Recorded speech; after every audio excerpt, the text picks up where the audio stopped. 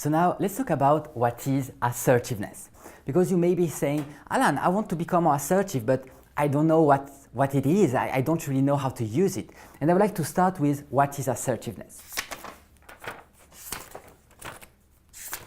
So assertiveness is when you share what you want, what you need, and what you feel with respect and integrity.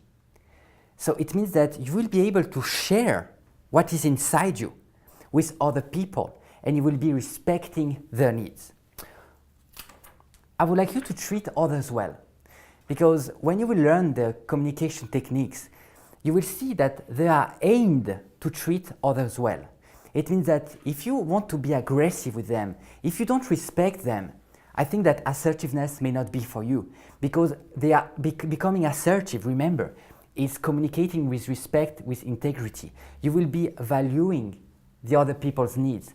You will be respecting people, but you will be expressing what you want with total respect, integrity, and honesty.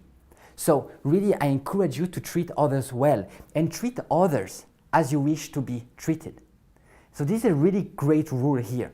Treat others as you wish to be treated.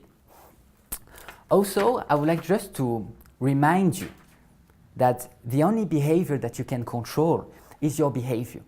Because there are many people who think that in communication, you can control the other person. It means that you will communicate and you will be able to control the other person's behavior. And that's not the case. Because let's say that I'm interacting with you. I have 50% of the interaction and you have 50% of the interaction. It means that it's an illusion for me to think that I can control 100% of the interaction. The only thing that I can control is my 50%. So I will be stating what I want, what I need, what I feel with respect and with integrity. And then it's your part to accept it or not. And I will show you the best ways on how you can really state what you want and show what you feel, show your needs to other people. And then there are higher chances of them accepting. But I just wanted to show you that you can't control someone else's behavior. You can control your behavior. So this is what we will see in this course. And how you can become assertive basically is how can you control your behavior, how you communicate with people so that there are higher chances of them accepting something or doing something that you want. Becoming assertive, it's something that you do, not something that you are. Because there are some people who tell me, Alan, I'm not assertive, I'm not like that. It's just a communication technique and everyone can learn to be more assertive. Becoming more assertive is like playing sports. Everyone can get better at it. You will learn the best tools and the best techniques, and then if you practice them, you will become assertive, okay? You can choose when to be assertive. You will have access to tools and techniques to become assertive. And you don't have now to communicate with people all the time being assertive.